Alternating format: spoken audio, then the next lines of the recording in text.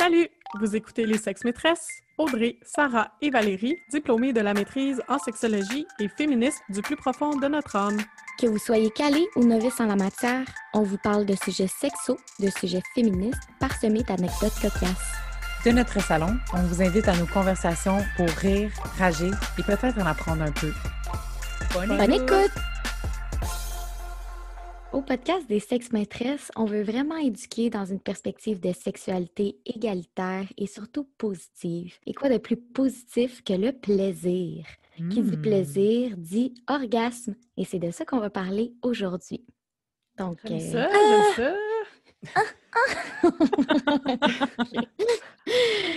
Donc, orgasme, ça vient du terme grec bouillonner d'ardeur. Oh! C'est ça. L'orgasme, c'est le point culminant de l'excitation sexuelle. C'est là où le plaisir atteint son point de non-retour. C'est la jouissance sexuelle, l'acte de l'amour charnel qui atteint son paroxysme, la jouissance suprême. On est un peu dans la poésie, là. Wow. Mais si Avec ta voix douce, c'était parfait. Exactement. Est-ce que c'est un podcast érotique? On ne sait pas. Donc, la définition en termes plus médicaux, c'est vraiment l'orgasme désigne une succession de mouvements musculaires dans le cadre d'une activité sexuelle. C'est associé à une accélération du rythme cardiaque et du rythme respiratoire et c'est lié à une libération soudaine d'une importante tension sexuelle. OK. Intéressant. Je voulais pas trop parler longtemps, mais si vous êtes bouche bée. Je suis bouche bée, Audrey. L'orgasme, c'est aussi la troisième phase de la réponse sexuelle, selon la théorie de Masters et Johnson. Donc, la première phase étant l'excitation. La deuxième phase, c'est le plateau, c'est où est-ce que les sensations restent pas mal au même niveau, finalement. Puis, la troisième phase, c'est l'orgasme. Ensuite, on a une phase de résolution, aussi réfractaire chez l'homme. C'est un retour au repos qui est plus ou moins longue selon l'individu et l'âge. Ouais. Ça ressemble un petit peu à ça. C'est intéressant, Audrey, qu'en écoutant les définitions, c'est comme si je comprends un peu mieux la pression que les gens, je m'inclus dans les gens, se mettent à atteindre, obtenir l'orgasme. Surtout comme, admettons, la première définition qui était plutôt poétique. Ouais. Je sais pas qu'est-ce que vous en pensez. C'est comme si l'orgasme était l'objectif ultime. Mm-hmm. On veut parler de plaisir, mais justement, quand on parle de plaisir, on l'associe tout de suite à l'orgasme. Comme si tout ce qui venait avant, tout ce qui vient après un orgasme était comme plus dans le plaisir. Pas autant plaisant. Oui, Ouais, je suis tout à fait d'accord avec vous. C'est intéressant aussi, Audrey, que tu as parlé des phases de la réponse sexuelle, là, les phases de l'orgasme, parce que souvent, la phase du désir, l'excitation, le plateau, l'orgasme, c'est comme si ça construit un escalier. Puis c'est comme si on superpose, admettons, à des pratiques, là je mets ça entre gigantesques guillemets, là, régulières ou comme classiques d'une relation hétérosexuelle. C'est comme si ça crée un escalier, puis au top de l'escalier, ben ça serait l'orgasme. En premier, on se touche, après ça, on se french. Après ça, il y a peut-être du sexe manuel ou oral. Après ça, il y a peut-être une pénétration. Si c'est une relation hétérosexuelle, il y a probablement une pénétration parce que c'est dans les scripts. Puis là, éventuellement, il y a un orgasme. Puis en fait, ça termine particulièrement avec l'éjaculation masculine. Puis de percevoir la relation sexuelle dans un escalier comme ça, c'est comme si on le fait d'emblée. Tu sais, aujourd'hui, je vais peut-être vous amener à une réflexion de comme, ouais, mais ça pourrait ressembler à quoi une relation sexuelle sans cet escalier-là, justement, qui est très comme hiérarchique dans les comportements. Moi-même, là, je pensais la sexualité de cette façon-là. Une relation hétéro, pénis-vagin, je la réfléchissais de cette façon-là avant que quelqu'un me dise, ben non, mais ça pourrait être représenté aussi par un cercle. Puis là, dans ce cercle-là, partout, il y a comme plein de pratiques différentes. Il y a du sexe oral, il y a du sexe anal, il y a des cunnilingus, on s'embrasse, on se touche, on se déshabille, on se caresse, etc. Puis l'orgasme aussi fait partie de ce cercle-là, mais il n'y a pas comme de but. Je ne sais pas si vous avez déjà réfléchi à la relation sexuelle de cette façon-là. Comme en théorie, c'est vraiment intéressant. Je peux percevoir qu'il y a des pratiques, puis la sexualité, c'est comme un cercle. Puis l'orgasme ferait partie du cercle, que peut-être ça arrive pas, puis ça fait partie des autres pratiques aussi qui sont agréables. Mais je pense qu'en pratique, c'est peut-être trop théorisé, justement, puis que c'est trop ancré en chaque personne que l'orgasme est le but final. Ben oui. On va se le dire, c'est quand même ça qui est le fun aussi. Donc, c'est ça, c'est beau en théorie, le cercle, mais... C'est tough à déconstruire parce qu'on l'a beaucoup intégré. Oui, là, par contre, il y a beaucoup de choses que tu as relevées. Il y a les scripts. On va en parler de ça, les scripts. Là. C'est quoi exactement? Peux-tu nous nous expliquer, tu sais, on parle de prescription, de script, d'escalier, comme d'un but à atteindre, puis là, tu l'as comparé avec le cercle. Est-ce que tu peux nous expliquer un petit peu le script en tant que tel, là? Bon, il y a une théorie des scripts sexuels, mais je ne vais pas rentrer là-dedans parce que c'est quand même un concept complexe à comprendre, mais vu qu'on ne vit pas dans une bulle, on ne vit pas dans un vacuum, là, tu sais, on a des relations avec des gens autour de nous, on a des relations quand on sort de chez nous avec tout le monde, tu sais, dans le métro, puis chaque endroit, lieu où on rencontre des gens, il y a comme des façons de faire qui sont scriptées, dans le sens où c'est comme non écrit, des fois même c'est non dit, puis c'est des façons de procéder. Mm-hmm. J'essaie de penser comme en ce moment, le script quand on rentre à l'épicerie, c'est de se laver les mains ou de se mettre du Purell. Fait que ça, c'est scripté. C'est ancré pour nous pour l'instant. Ça va peut-être être ancré pour plus longtemps, on le verra. Mais ça, c'est le script culturel à l'instant dans les épiceries. Puis ça se transpose aussi dans la sexualité. Au lit, quand je discutais de l'escalier et tout, ça ressemble beaucoup à ça. C'est un peu ça que je voulais dire avec le script dans une relation hétéro. Puis je pense que Sarah, elle essayait de nuancer, c'est que c'est bien beau de dire, bon, il y a un script, là, je vais sortir du script maintenant, puis je vais considérer la sexualité comme un cercle, mais c'est pas si facile que ça parce que profondément, on a appris ces scripts-là il y a longtemps, puis ça fait longtemps que c'est représenté aussi dans les films, c'est représenté aussi dans les séries télé, avec les gens qu'on voit, les choses que nos parents nous disent, les choses que nos amis nous disent, ça c'est cool, ça c'est pas cool, etc. Il y a plein de façons d'intégrer toutes sortes de scripts. Puis ça a un impact aussi sur l'orgasme, la chasse à l'orgasme. Je trouve que c'est des concepts utiles pour discuter de la pression qu'on peut ressentir, puis on ne sait pas d'où ça vient, cette pression-là d'avoir un orgasme ou de devoir avoir un orgasme. Oui, c'est ça, parce qu'on parle de plus en plus de plaisir féminin puis d'orgasme, mais il y a aussi l'espèce de couteau à double tranchant que on essaie de promouvoir le plaisir et tout, mais il ne faut pas que ça tombe non plus dans la pression de performance. Oui, c'est tough à naviguer. Il y a aussi beaucoup de mythes entourant les orgasmes qu'on mériterait de déconstruire.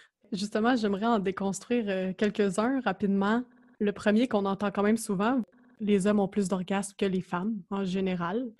Pourtant, il y a de plus en plus d'études qui montrent que les hommes et les femmes partagent des sensations subjectives d'orgasme. Donc, de dire que oui, tu as senti un orgasme.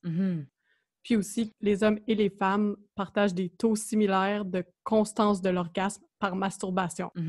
Donc, il y a le même nombre d'orgasmes par masturbation, peu importe ton genre. Ah, c'est intéressant, ça. On entend souvent que les hommes auraient plus d'orgasmes. On entend souvent que les hommes, c'est peut-être plus rapide d'avoir un orgasme, puis les femmes, c'est long, puis ça prend du temps, puis il faut être dans le mood, puis on a besoin de plus. Pourtant, les hommes et les femmes sont capables de se masturber pour atteindre l'orgasme dans un délai similaire. Puis ça, c'est prouvé depuis les années 50 que c'est pas un nouveau fait. Pourtant, ce mythe-là reste présent. Oui, ben ça ressemble aussi au mythe que ben, les femmes, c'est difficile à faire venir. Tu sais, on est plus complexe. Pourtant, justement, quand tu parles de la masturbation, si les hommes et les femmes sont capables de se donner des orgasmes dans le même délai de temps, avec un même taux de succès, ça veut dire que c'est pas tant complexe, c'est peut-être parce qu'on connaît moins la façon de faire atteindre l'orgasme aux femmes. Oui, ben c'est une très bonne question ou une très bonne hypothèse, puis je pense que c'est de là aussi que vient, on entend souvent parler du orgasm gap ou l'écart entre les orgasmes. Puis en effet, selon les études, il y a une différence dans la fréquence de l'orgasme lors de relations sexuelles pénis-vagin. Puis, si je peux citer une étude, alors que la majorité des hommes, donc plus de 90%, vont indiquer atteindre habituellement ou toujours l'orgasme lors de rapports pénis-vagin, la majorité des femmes vont indiquer qu'elles n'atteignent absolument pas l'orgasme à plus de 70%. Donc, on peut voir qu'il y a vraiment une différence d'orgasme lors d'une relation sexuelle pénis-vagin. Ouais. Ça en dit quand même beaucoup, là. Oui, quand on parle d'orgasme, c'est sûr qu'on parle du clitoris. Puis la relation sexuelle pénétrative, ben, admettons qu'elle n'honore pas à 150% le clitoris puis de la façon de bien s'en servir, entre guillemets. Donc, en fait, je suis pas mal certaine que ça expliquerait en grande partie ce genre de stats, mais c'est vraiment surprenant comme écart. Oui, puis ça, dans le fond, on l'aborde un peu dans notre épisode sur le clitoris, mais l'orgasme, plus souvent qu'autrement, c'est vraiment à l'aide d'une stimulation du clitoris, que ce soit accompagné d'une pénétration ou pas, mais l'orgasme vient du clitoris. Donc, c'est à prendre en considération si le clitoris est boudé pendant la relation sexuelle. Mhm. Il y a de fortes chances que votre partenaire n'atteigne pas l'orgasme. Puis, Ouais. en fait, si on veut utiliser l'escalier de Val, on va stimuler le clitoris dans les premières étapes de la sexualité. Mais avant d'atteindre l'orgasme, on est comme « Ah, on s'en C'est va faire une fini. relation. » Ouais. Ouais. Elle est mouillée, fait que c'est fini, c'est correct. Let's go, pénétration. C'est terminé. J'ai C'est droit à beau, mon plaisir c'est maintenant. mon tour, ouais, c'est ça. Oui, bien, ce que vous dites, ça me fait vraiment penser au livre Le principe du cum shot de Lily Boisvert. Je ne sais pas si vous l'avez lu. Oui. Ouais. C'est super pertinent puis vraiment bien vulgarisé. Puis dans le fond, ça explique comment on conçoit la sexualité hétérosexuelle. On conçoit la sexualité hétérosexuelle comme étant l'élan de l'homme vers la femme, puis tout le désir aussi autour. Le rapport d'appeler ça principe du cum shot. Le cum shot, là, dans le fond, c'est quand on regarde la porno, puis c'est le plan final qui met en scène la jouissance exclusive de l'homme. Donc, c'est vraiment quand on voit le gars éjaculer sur, ben, souvent sur le visage de sa partenaire ou sur son corps ou peu importe, mais la scène de porno finit avec l'éjaculation. Donc, c'est vraiment un cliché qui dévalorise l'expression non seulement du désir féminin, mais Je aussi pense ça... qu'ici, que je te coupe 2 secondes, mais Oui, je vas-y. pense qu'ici, tout le monde peut vraiment se rappeler tout ce qu'ils ont écouté comme porn, puis essayer de se rappeler une fois où ça l'a pas terminé comme ça. J'aimerais juste que tout le Oui. monde prenne 2 secondes pour penser à toute la porn qu'ils ont déjà regardée, puis se dire, est-ce que ça a déjà pas fini avec un gars qui éjacule quelque part? C'est une bonne Exactement. question, Sarah. Un gars qui éjacule quelque part. C'est vraiment la bonne façon de le dire. Puis, dans le fond, elle, qu'est-ce qu'elle explique, c'est que on conçoit la sexualité, là, on parle hétérosexuel, là, vraiment homme cis, femme cis, pénis dans vagin, qui finit avec l'éjaculation de l'homme. Puis le problème avec ça, en réalité, la sexualité est beaucoup plus large, puis elle peut être beaucoup plus diversifiée. Il va y avoir une espèce de hiérarchisation des pratiques sexuelles quand on parle de préliminaires, avant la pénétration. Quand on parle d'escalier, c'est de ça aussi, là. Comme si c'était moins important, Oui, les c'est ça. préliminaires, par exemple. Puis Comme... que Ouais. le but, c'est d'atteindre l'orgasme, plus souvent qu'autrement l'orgasme de l'homme. Tandis que j'imagine que quand on la conçoit plus en cercle, ben c'est de faire du sexe oral, peut-être une pénétration. Après ça, on prend une petite pause, on boit de l'eau, on a sué, on rit un petit peu, on recommence. Tu sais, puis que ça finit pas nécessairement avec l'orgasme masculin, ça peut finir avec l'orgasme féminin. Ou peut-être que personne n'est venu, mais tout le monde a eu du plaisir, puis c'est correct aussi. Puis on peut aller bien plus large que ça. Considérer qu'une relation sexuelle, c'est aussi une relation orale, une relation manuelle. Tu peux dire j'ai eu du sexe juste quand ça a été un sexe Un climat. oral ou ouais, comme Mais je pense qu'aussi, la problématique avec le principe du cum shot, là, le fameux plan final qui se retrouve dans la porno, mais probablement beaucoup dans nos vies sexuelles aussi, c'est qu'on perçoit la sexualité de la femme, encore une fois, comme vraiment passive, puis de... Qui reçoit. Ouais, en fait, comment Lily Boisvert va le dire, c'est un réceptacle de plaisir, tu sais. C'est comme C'est vraiment rough, mais un... c'est vrai. Ouais. la sexualité des femmes, c'est plus que ça.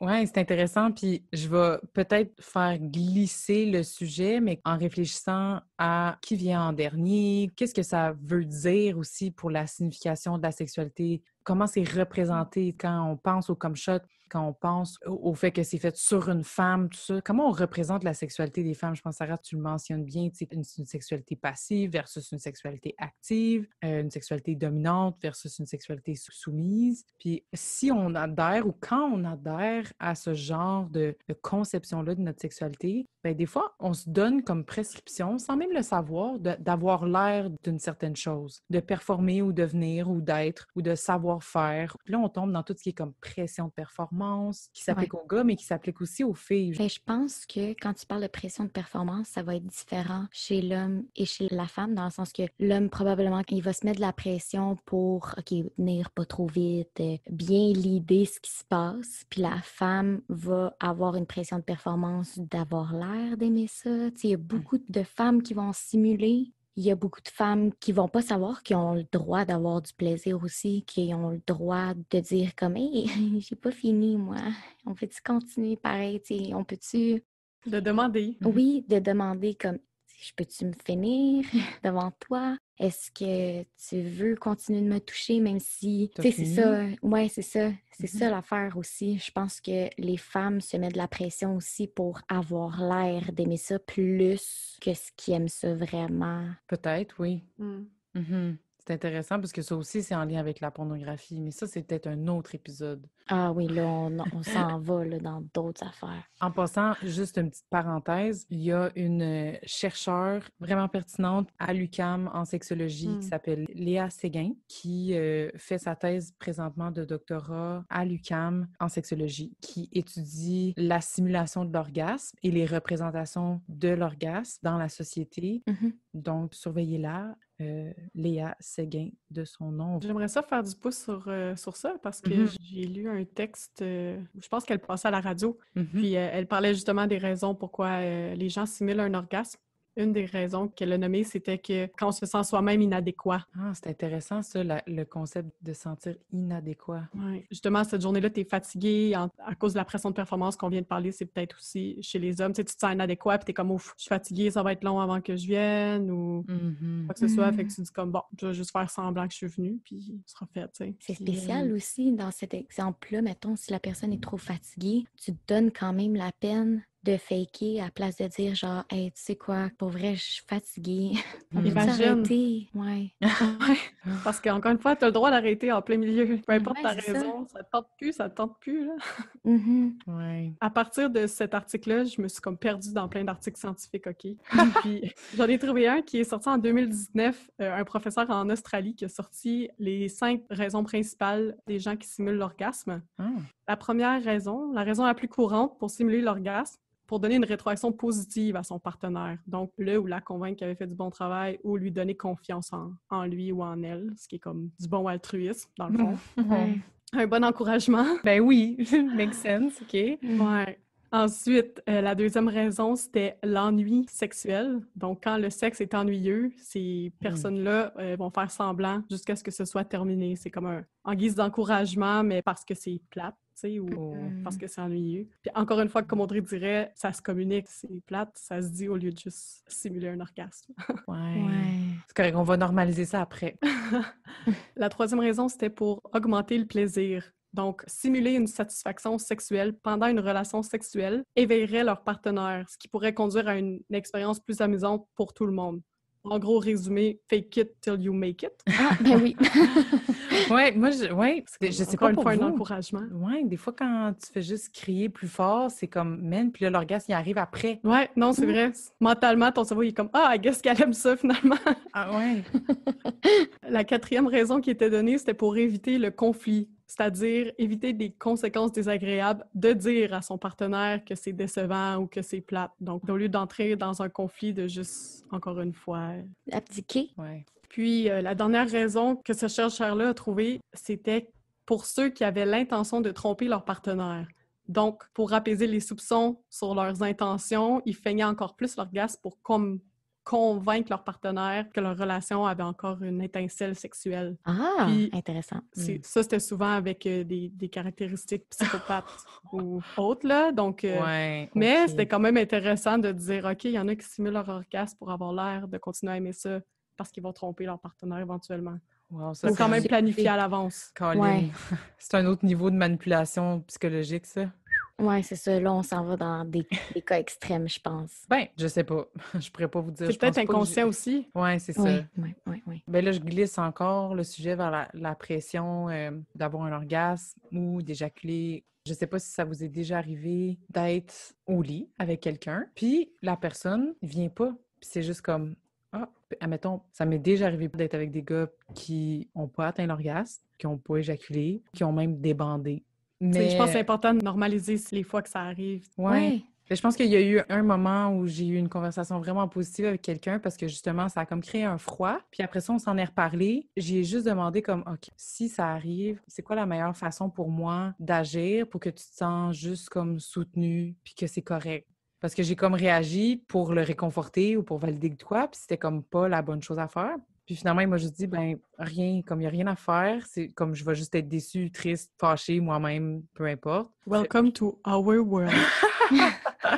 Mais non, mais je dis ça parce que c'est intéressant de demander à la personne qu'est-ce que tu as besoin dans ce moment-là pour que, comme as-tu besoin que j'agisse ou low profile, que je fais juste te serrer, te coller, puis c'est correct, comme je te flatte les cheveux. Tu sais, comme qu'est-ce que tu as besoin? On n'est peut-être pas habitué de poser cette question-là quand ça arrive. Ouais, je pense que ça arrive beaucoup plus souvent qu'on le pense. Puis ça fait partie aussi de la pression que les hommes se mettent sur eux, mais aussi de la pression des femmes qui se disent « Oh mon Dieu, ben j'ai-tu fait quelque chose? Est-ce que c'est parce que j'ai fait une face bizarre ou parce qu'ils me trouvent pas attirante, parce qu'ils me trouvent pas assez cochonne? » Puis des trucs comme ça, quand en réalité, ça peut être n'importe quoi qui fait en sorte qu'ils étaient pas dans le moment. Tu sais, ça arrive. Puis je pense que la meilleure façon de réagir, c'est de justement se dire comme, bah, mais ça arrive, c'est pas grave. Je pense autant faut être à l'écoute de son partenaire puis faire comme, ah, tu sais, est-ce que je peux faire quelque chose? Puis si l'autre personne dit non, mais c'est juste non.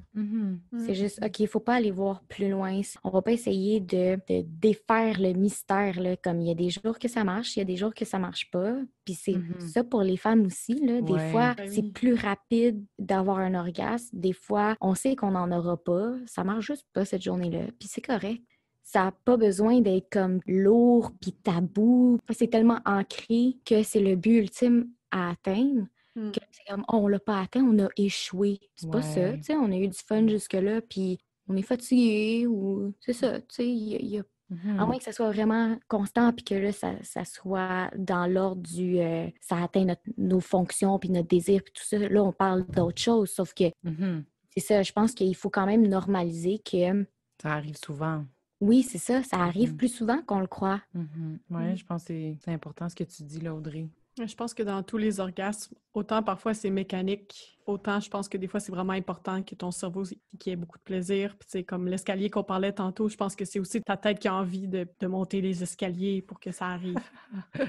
Oui, c'est une affaire d'esprit aussi, hein. Tu sais, là, ça serait tout un autre sujet, mais il y a des recherches qui se font de plus en plus sur le mindfulness, sur le fait d'être présent ici, maintenant. Quand on parle que le stress, ça a des effets directs sur notre sexualité, ben c'est ça aussi, là. Tu sais, autant on parle de diversité de plein d'affaires, des seins, des vulves, des pénis, mais il y a une certaine diversité des orgasmes, dans le sens que des fois, c'est comme over the top, puis wow, c'est incroyable, c'est des feux d'artifice, puis d'autres fois, ben c'est juste, c'était le fun, puis on est soulagé, puis tout le monde est content, puis ça n'a pas été long, puis ça n'a pas besoin d'être comme dans les films. Une relation sexuelle, c'est une expérience que tu as à deux, c'est pas quelque chose, encore une fois, c'est pas quelque chose que tu reçois ou que tu performes sur quelqu'un, mais c'est une expérience que tu vis à deux dans le moment, puis des fois, ben ce moment-là, ben c'est pas incroyable non plus. Il y en a d'autres que c'est incroyable, mais tu sais, c'est ça.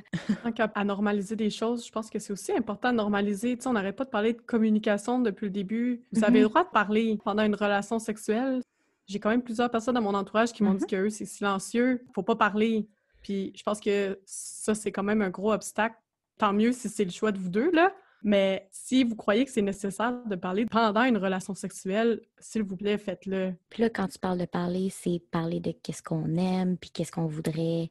Pas nécessairement de dire, ben là, il faut aller au Costco, puis c'est parler de notre... On essaye de pas dire qu'il faut arroser nos plantes tantôt, là, tu sais. C'est ça, tu sais, on se maintient dans le moment présent, mais comme ça aide de dire « Ah, continue » ou « Touche-moi plus là » ou « Est-ce que tu veux qu'on fasse telle chose? » Ça, c'est On bon. a le droit, là. Ouais. Ça, c'est bon. Ça, j'aime ça.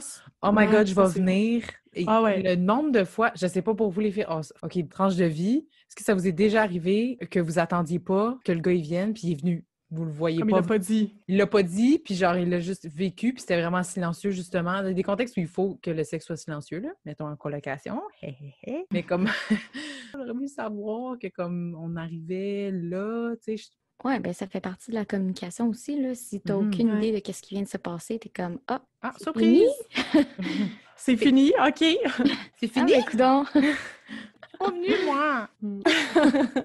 Bref, en guise de conclusion, j'aimerais dire que après cet épisode-ci sur l'orgasme puis la pression de performance, tu sais, on a peut-être poussé plusieurs réflexions sur la simulation des orgasmes, sur la pression de performer. Tu sais, on a réfléchi aussi sur la place qu'on accorde à l'orgasme, puis peut-être aussi qu'on pourrait renégocier cette place-là qu'on lui accorde. On espère que ça vous a permis d'explorer ou de prendre conscience de certaines choses. Puis on vous encourage à continuer à vous poser ce genre de questions-là, puis d'en parler avec quelqu'un de l'orgasme. Merci! Bons orgasmes!